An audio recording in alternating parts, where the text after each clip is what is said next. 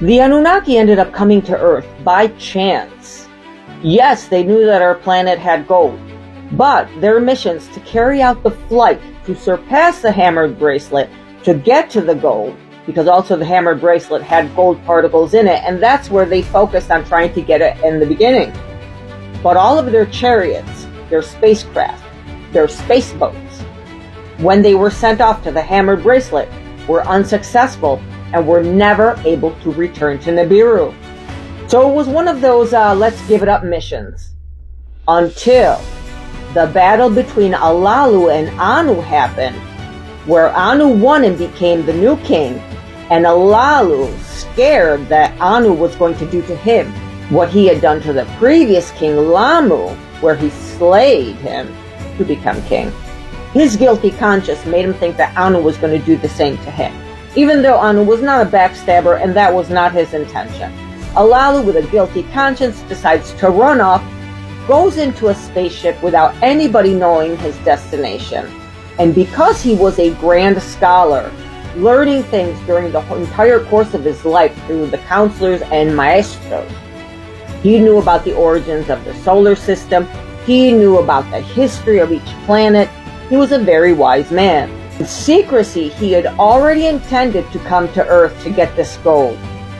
And this battle that came out of nowhere, where Anu challenged him, just fast-forwarded the events. So Alalu sets his course to snowy Earth. He went to off-limit places where no one had been there before. And no one at the hammered bracelet had tried to cross there before as well.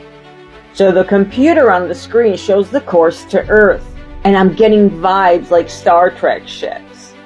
His journey put the fate of Nibiru in his hands, and he devised this plan to make his kingship universal. He had to go in exile from Nibiru, or face death being there. At least this is what he thought. In his plan, the risk was all in the journey, but his reward would have been eternal glory of success. Alalu looked into the heavens while flying like an eagle, and down below he saw Nibiru, like a floating ball in space. This is the reverse side of the Morhen Akkadian tablet in the Museum of Liechtenstein, NC 2894A. He describes Nibiru's shape as being beautiful, and its light lit up the sky. Yes, because Nibiru is a fiery planet. It's illuminated.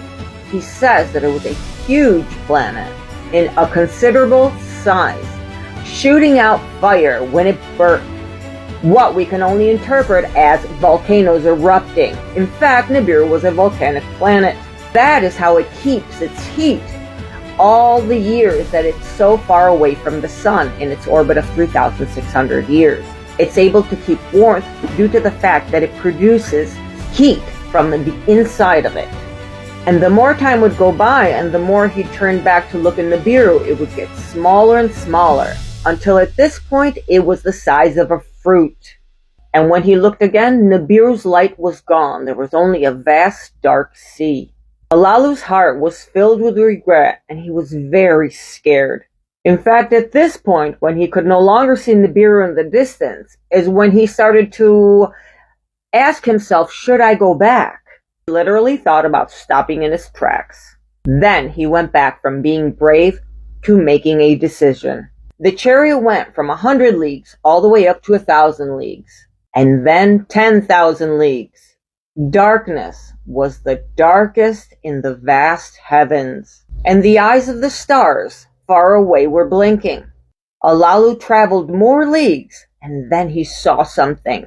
This made him very happy to see. In the vastness of heaven, he was greeted by the messenger of the heavens, Little Gaga, known as the one who showed the way. And Alalu also welcomed Little Gaga as he went around. And now we get into the history of the Celestials.